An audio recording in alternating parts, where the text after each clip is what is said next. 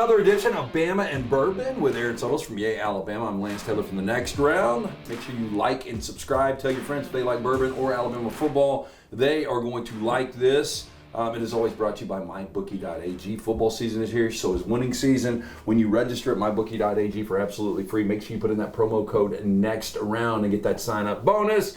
Aaron Suttles, not a good week for Alabama fans. I didn't know what to expect, honestly, going into this game. And I don't know how you felt. People were asking me, why did you not give this game on? I was like, hell, I didn't know really who was going to win, by how much. I really didn't know anything about either one of these teams. And I guess we come out thinking Texas is good, and Alabama's got a lot of things to fix. Yeah, my initial thoughts, I didn't think either team, at least through the first 3.5 quarters, I don't think either team played particularly well. I mean, it was a pretty back and forth game. Texas dominated the fourth quarter, which is how people are going to remember that game being played. But Alabama had the lead in the fourth quarter, I think, or late in the third. They did, yeah. So, listen, I think it's too early. I think all these people that are, taking a celebration that Alabama season's over, that's obviously way too premature. Because, as we don't know, Texas might end up being a playoff team. And if they are, that's not a horrible loss. That's up to Texas. But there's still a lot that we learned and a lot that we still don't know about this Alabama football. Well, another thing, and I said this and I caught myself that, this is the earliest loss Nick Saban has ever had at Alabama. It's the only double-digit home loss he's ever had at Alabama. And I said, you've already got a loss before you go into the SEC, conference play. But when you start looking around the SEC, it seems like everyone, we don't know about Georgia because of the schedule, everyone's got a major flaw. By the way, we're drinking Early Times Bottled and Bond. This brings back a memory, which I will get to in a minute. Cheers. Cheers. Legacy Expression. When's the last time you had Early Times? Earlier in my life. Me too, my friend. And I bet a lot of Alabama fans would have loved this early Sunday morning as they were wallowing. Wow. So we're doing this on a Monday now, Bama and Bourbon. So, getting after a long bourbon weekend, getting after it with bourbon on a Monday afternoon. So the U.S. Bottled and Bond Act was a landmark legislation that set a high-quality standard for bourbon in America.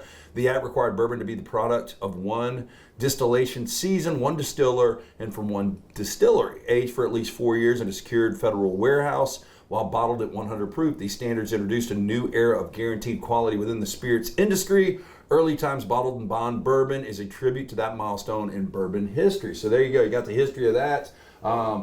My great uncle, or I think it was my great uncle, used to drink this, and that was my earliest trips to the ABC store when I was like 4 or 5. Was my mom going to get this because he lived in a dry county. Yeah. And so, I know all about dry county. Yeah. So he drank Early Times, and we would go pick up a bottle before we went to visit. I'll tell you a little story. So my uncle, who he passed of alcoholism. That's not neither here nor there. He just had a rough life, but we lived in a dry county. But on Sundays, he had a local bootlegger that would drop by and drop him off in a brown paper bag. His Sunday supply. My grandmother would always. Was it legit? Or was it like homemade? Like he had his own still, both. Or was it okay? Yeah, both. Like, but if you wanted a bottle of Early Times, he could get it. Oh to you. Yeah, or a 6-pack of Miller Lite or whatever it was. Yeah, it's nice to have a bootlegger back in the day.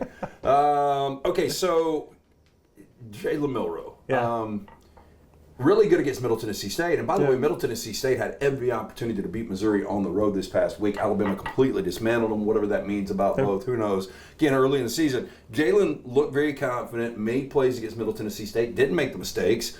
The thing coming in with Jalen Milroe is I think a lot of people were worried about the turnovers, and those 2 turnovers were terrible reads. Yeah, on they Saturday. were. And you could almost see Texas trying to bait him, especially on that last one, and he fell for the bait. And I think that's just what we go back when we talk about Jalen. I don't think the strength of his game is intermediate passing. Yeah. And I think teams realize that. By the way, I give you credit. The deep balls that you talked about before the season started. Yeah. I mean, we've seen it back-to-back weeks now. You're right. Guy throws nice touch, and had a couple of those on Saturday against Texas. Yeah, and I think the play calling has to help him out. And I think they got to come up with game plans that limit those throws that aren't his strength. That's what the coaches do. They always put their players in the best position to win. But I'd like to see a few screens, easy throws to get Jalen going early. And then you really can't overthrow the deep ball. I mean, the receivers are catching them. They're running good routes on him, and he's throwing them well. So that's going to be the strength of your passing game. Obviously, you can't live with that. That one to Burton when he scored his Dunaway brought this up on the show today. His third touchdown that finally counted. I didn't think he was going to be able to catch up to that. Yeah. And so it ended up being a beautiful pass, but I give Burton some credit too, tracking that thing down. Yeah. I didn't know Burton had that kind of speed, really. And if he floats it a little bit more, he's got a running back wide open on the wheel route that probably goes for a touchdown. But woulda, coulda, shoulda. They were in position to win that game in the fourth. They didn't. There's lots of areas that they can improve, but I think Nick Saban has said it multiple times. The coaching staff are among those. And so I think getting a better game plan for what Jalen can do will be chief among the big jobs this week. Hey, it's Bama and Bourbon. It is presented by our friends at mybookie.ag. Make sure you use that promo code NEXTROUND when you sign up there. With Aaron Suttles from Yale, Alabama, I'm Lance Phillips in the next round. And this is Tide Pods. Make sure you like, subscribe. Tell us about Yale, Alabama. People want to get involved. Yeah, Alabama. We're rocking and rolling. We appreciate any level of membership that you have. It's always to secure the future of Alabama athletics. 100% of every penny that you spend with Alabama goes to student athletes. It doesn't go to me, it doesn't go to my boss or any of the bosses over there. It goes to student athletes. And you want that, there were a ton of recruits. You want those recruits to actually come to Alabama. The way the world works right now, no one's denying it, is that NIL is a big factor. It's the first question they ask coaches. And to have Alabama in a strong position to get their fair share of recruits through, need a strong NIL program. Yeah, look, people talk about the underbelly of college football now that these guys get paid. Yeah. Look, it's all legitimate. These guys can earn what they want to earn. Yeah. I heard refreshing take last week that Caleb Williams might hang around for another year. He's making so much in NIL. That's what his dad said. Yeah, and he doesn't want to go to certain. He's going to pull Eli Manning. I'm not going there. Yeah, hey, look, I don't mind it as a guy that pulls for USC. Yeah. But if you want your team to be good, this is kind of the world we're in right now because, we talk about this. It used to be 4, 5, 6, top-heavy teams, programs in college football. And now, 2 years ago, Cincinnati. Last year, TCU. Yeah. Seems like we've got one of these years coming up again this year. Yeah, I mean, it's just part of college athletics now. I think with the transfer portal the way it is, you also have free agency. So you can add pieces to your team. So it's just the way the world works in college athletics right now. Yeah, Bama and Bourbon. Again, it's brought to you by our friends at the Beverage Place Pink Package. They provide us with the product.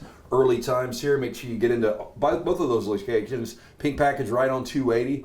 The familiar pink building right there before you are across the Cahaba, and of course the Beverage Place. Inverness Corners. Stop in. They open early. They close late. All of your party favors, mixers, ice, lemons, limes, great bourbons. Anything you need, they've got it. Beverage Place Pink Package. So if you're an Alabama fan, is there more concern with the offensive line? By the way, Alabama averages 3.1 yards per carry against Texas, or the defensive front not being able to actually get to Quinn Ewers. I'm not particularly worried about either, and I know that's going to sound strange. I think the offensive line didn't play well. I think they would tell you that. But I also think they're being blamed for everything. When you have a quarterback, and let's just be real about it. I'll say this, not to jump in, but the offensive line, those guys barked more than anybody in the offseason about how physical they were going to be, and they were going to come out and show the world. They ran in the first quarter. The old school Alabama. They ran in the first quarter. Go back and watch the first quarter, and they ran down Texas' throat. So what changed? They suddenly forget how to be physical? Or did Texas say, you've got a quarterback that has issues in certain areas of the game, we're going to dare you to throw it? What happened? Did Alabama suddenly, offensive line, stop learning how to block mid-game? What's more likely? That Texas had a game plan, Alabama came out and punched them in the mouth. And unless I'm remembering wrong, what did you think of the way Alabama ran in the first quarter? No, I thought Alabama, I thought it was night and day first quarter, especially the second half. So what happened? Is it the offensive line that did they forget how to block mid-game? Or did Texas do some things in Alabama's offense? So here's where I am. The offensive line didn't play well. But they're not alone in that. You have a quarterback that sometimes holds the ball too long. You got a quarterback that doesn't particularly understand pass rush angles. When you keep dropping, that changes the angle that you're going to block from, right? Like if I'm blocking and I think my quarterback's in the pocket, I'm blocking a certain angle. If he keeps backing up and that angle changes, so there's a lot of blame to go around. But Alabama's offensive line did not play well. And I think Seth McLaughlin would tell you they got to figure out. And I think Nick Saban's talked about this, the issue with the snaps. I think there were some low snaps, and Seth would be the first to tell you. They're working on that. But I'm not sticking up for them that they didn't play. I'm not saying they played well. I'm just saying they did play physical in the first quarter. So something changed. And they got to figure that out because other teams now have a recipe. Yeah, I don't know who asked the question in post-game at Saban's presser, but somebody did ask the question, did you think about making a change at quarterback? And, Dunaway or Brown, one of the two brought it up that he answered it a lot differently than Nick Saban in the past probably would have answered this. Yeah. But he said, the thought definitely crossed his mind. And, you look at Buckner, he's a guy that turned the football over last year at Notre Dame. Yep. He doesn't have the mobility of Milroe. Texas had 5 sacks on Saturday nights. Yeah. I don't know how much of an upgrade that would have been. I really don't know anything about Ty Simpson. Yeah. So, who would be the next guy up in your opinion? I think it would be Buckner. That's just – and he is athletic. He can move around. He's not Jalen Milroe athletic. Yeah. But he can move. He can run. And so I think he would be the next guy up. And, look, for Nick Saban to say he thought about throwing him in that spot, which would have been – almost impossible spot for a backup quarterback to come into that game right then. Dude, because Texas has, we heard about this and I was like, gotta see it to believe it. They've got all this talent. They haven't won a Big 12 since 2009. And look, they're only 2-0 right now, but man, they were getting after it in the second half. The second half, they dominated. Alabama fans will remember, he calls a great game. He called a really good game, especially I thought he was a little careless. Did you really? I thought he went for it he kept Alabama in the game. Well, no. Because I thought some of those fourth downs he kept going for. Yeah, they got lucky on that fourth down sneak. So I thought he, against an offense that had proven itself really wasn't a potent threat, he kept Alabama in the game by some of those decision makings. That was the thing. The one thing I really disagreed with, and I thought it was the fourth, and I forgot it was like on the Alabama 40. Yeah.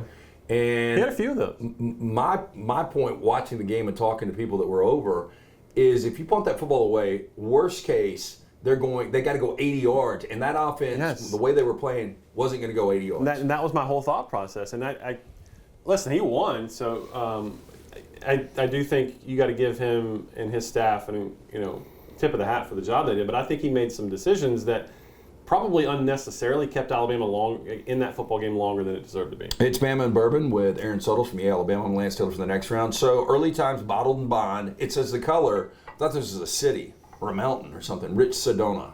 Does this look like Sedona?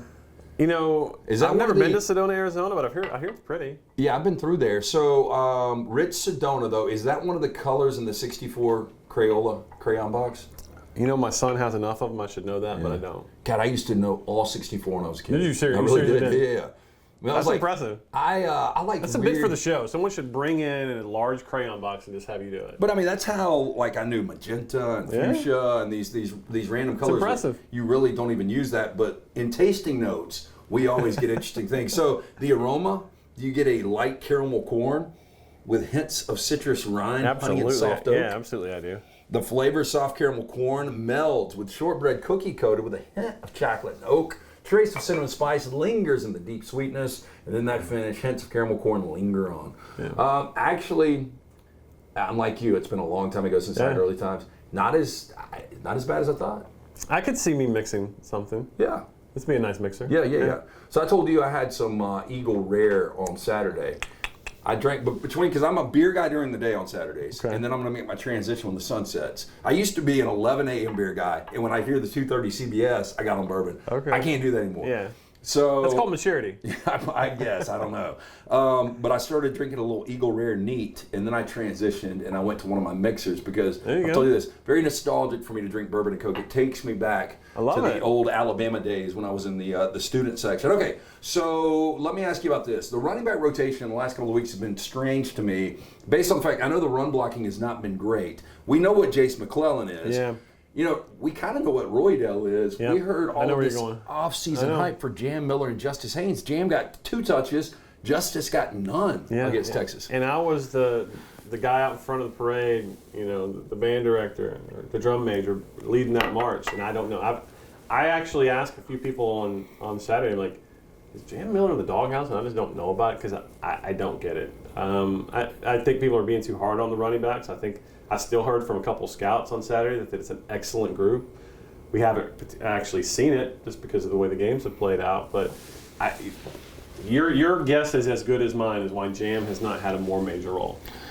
Amari Niblack is a guy that needs to have a major role too. Yeah, he's pretty good, right? Yeah, he is pretty good, and He seems like a tight end that could have the production. Like O.J. Howard was one of those guys that would this period would be completely out of the game plan. Now, back then, Alabama had so many weapons. I don't know if it necessarily mattered, but it seems like Black could be one of their best weapons this year. He definitely is, and we talked about him before the season and the versatility he brings. He can split out and you can use him as a wide receiver, as a mismatch player. Alabama's very fortunate to have him on the roster. And I will say this because I had been a little tough on the wide receivers in camp. They made some tough catches on Saturday. Yeah. Well, catches that weren't really all that accurate, and they laid their body on the line. And that kind of toughness, I think, needs to translate to the rest of the season because we didn't see a lot of that last year.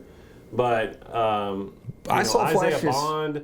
Bond, Burton had a nice catch. The junior college wide receiver. Malik Benson. So those guys laid it on the line and put their body and wrist to make a couple catches, and I want to throw them little attaboys because they played well. Well, Kobe Prentice was targeted the most on Saturday night and led the team with 5 grabs, but it seems like Jermaine Burton is going to be his kind of safety valve, his go-to guy. And I thought Burton was, like, when he came over from Georgia, everybody was hyping him up. I was like, I don't think he's going to be that number one. And look, I don't think he's going to be a dominant guy that's going to be a first-round guy. But Saturday, he showed me the first flashes of being a guy you can rely on. And they just need that. I mean, and Nick Saban keeps saying it. I thought one thing that I tucked away after the first week, after Middle Tennessee State, that Nick Saban said, and then it proved itself Saturday night. Because Jalen had hit on so many deep balls. Someone had asked in the postgame after Middle Tennessee State, how about the wide receivers getting separation? And Nick Saban said, well, we respect Middle Tennessee State, but we're going to see a lot better teams, which to me, I know how to listen to Nick Saban, said, maybe we're over-exaggerating that a little bit. And then he brought it up again after Texas, talking about what they have to do to protect the quarterback. And Nick Saban talked about wide receiver players getting separation, getting open. He talked about the offensive line obviously blocking. He talked about the quarterback getting the ball. So that also plays into why when everyone's hammering the offensive line, they're going to wear the brunt of that because that's a stat that you look at and you say that these 5 guys are to blame, but it's not always just their fault. Hey, it's Bama Bourbon with Aaron Suttles from Yea, Alabama. It's brought to you by MyBookie. Football season is back. So is winning season. When you register at mybookie.ag, make sure you put in that promo code next round. They're going to hook you up with a welcome bonus. It's going to be all in the house. That's mybookie.ag. One more time before we get to a couple of final points here. We're drinking the Early Times, brought to you by the Beverage Place and Pink Package. Yay, Alabama. How do people get involved? Go to the website, yay-alabama.com. We got merch, we got polos, we got hats, we got T-shirts. If you look around in your local ABC, we got vodka. I mean, we got our hands on a lot of different stuff. It all goes to the same pot, and that is to provide resources to our student athletes. And if you haven't checked it out already, please consider membership. It's the best way. It's the most effective way for one person to have an effect on an outcome of the game. You're doing different work. You've been covering the Alabama program forever. But is this more fun doing what you're doing? Seems like it would be. It really is. I mean, it allows me a quality of life that we've talked about before, just with my family, with me being around the program, having some access that I've never had before. That's really, really enjoyable. When you have not only the 2 turnovers, when you're minus 2 turnovers against a team like Texas. And by the way, how many times did the ball not bounce Alabama's way? How many times did they put the ball on the ground and Alabama couldn't get the ball? But the self-inflicted 10 penalties. Last year it was 15 against Texas. 10 penalties is going to get you beat against quality opponents, and that's what Texas is. Do you think this is going to be a problem, or do you think this is something they can clean up? Comparisons apples to apples. Last year it was 17. I mean, you still don't want 10 penalties at home. But I think it's an aberration. Listen, I don't think Nick Saban's wrong. He really likes this team. I think it's up to Texas, but I think we're going to look back on this game, and it's going to look better and better over time. Not the result and not the way that they played, but what we think of Texas is going to get better and better. So I don't know that they're going to run the table in the SEC. I got questions about, just because of the limitations of the offense, can they outscore Tennessee? Can they outscore Ole Miss? Heck, I don't even know about Arkansas. But I'm just saying I don't know what we're going to get consistently out of this offense. I do tend to think I know what we're going to get from the defense, and I think the defense played pretty well for the majority of the game. They were behind the 8 ball a lot. But I just think it depends on where this team goes and if they tuck tail or if they're going to use it as an opportunity to get better. In the last year of the 14 playoff, before we start with 12 in the postseason next year, This could be the year that a 2-loss champion gets in. So I think Alabama still would have an opportunity to lose another game if they were to beat Georgia and Atlanta. Yeah. I mean, we'll see how this thing plays out. It depends on, the Pac-12's got 8 teams in the top 25 now. You've got some power in the Big Ten, and if Michigan, Penn State, or Ohio State comes out unscathed, they're obviously there. We talk about Texas. So a lot of things have got to shake out, but there still is a possibility. Long season, LSU looked absolutely awful. Yeah, and the SEC hasn't done itself any favors. No. The SEC's been bad. Yeah. They lost 7 out-of-conference games total last year. I think they've already lost 6 this year. And look, I know they turned it around. They won fairly handily, but Tennessee being down late in the second, 6-3 to Austin Peay. There's a perception problem right now in the SEC. Do you go to Tampa this week for South Florida? I'm going to Vegas. Okay, I don't blame you. Yeah, I do love Tampa. I spent a portion of my life down there. I can give you all the eats, some great food options. On social media, how do they hit you up? At Aaron Suttles. I'll give you all the spots. Very, very simple. Yeah. What do you expect as far as the quarterback rotation this weekend? They're a 31-point favorite. This is one of those. I would assume they come back with a mat on and they blow South Florida out. Who knows? But let's say that it's going that direction. Alabama's got a 28 to 35 point lead at halftime. Do you think Milroe starts? How long do you think he plays? You think Buckner's 2, Simpson? You see 3, 4 quarterbacks? How do you think it plays out? If they've made the decision that they're going to stick with Jalen, you got to let him play. He just doesn't have the snaps. I'm not going to compare it to baseball, but you got to get the at bats, right? Yeah. So he needs as many snaps as possible. And so you keep him into that game, even if they're up pretty well in the first half, I think he'll come out and play a couple series in the second half. And then I think you go to Tyler Buckner. I think that's the rotation. Bama and Bourbon, we do it every single week here on Tide Pods. Make sure you like, subscribe. Tell your friends if they like Bama, they like Bourbon, they're going to love this show. Aaron Suttles from Yay, Alabama. I'm Lance Taylor from the Next Round. Special thanks to mybookie.ag. Again, put in that promo code Next Round. The Beverage Place, Pink Package, and our friends at Early Times. This is what people don't realize is you get to walk with one of these bottles each week. Our bourbon collections just grow. It's insane how large my bourbon collection is. People ask me, that's the number one. I get recognized a lot for my work, but the one thing people almost unanimously say in an interaction is I love the Bama bourbon. So you're working on Saturdays. I do the pre and post with Dunaway and Brown, but outside of that, I get people coming over and I put the bourbon out and just let them go. So I'm walking the sideline Saturday, and the people hang on the fence at Bryant-Denny Stadium on both sides, and I got 2 comments the most. One was a little embarrassing. 2 I was proud of. The embarrassing thing is like, man, you look great. How much weight have you lost? Which I don't like talking about that. You worked your ass off, I get man. it, but it means that at some point it is what it is. But the second one is love Bama and Bourbon. They want to know about Bama and Bourbon. They always have questions about Bama and Bourbon. So I love talking to them because I love the show. Nostalgic Early Times. Catch us next week. If you're traveling to Tampa, be safe. Fun town. Yeah. And then things get real here in the next couple of weeks. We're going to learn a lot about this football team. And listen, I think a lot of people have written them off. I think it's a little too soon for that. Yeah, and Nick Saban doesn't necessarily hate that. No. Yeah. It'll allow him to play the master psychologist. Again, like, subscribe. We'll see you next week right here on Bama and Bourbon.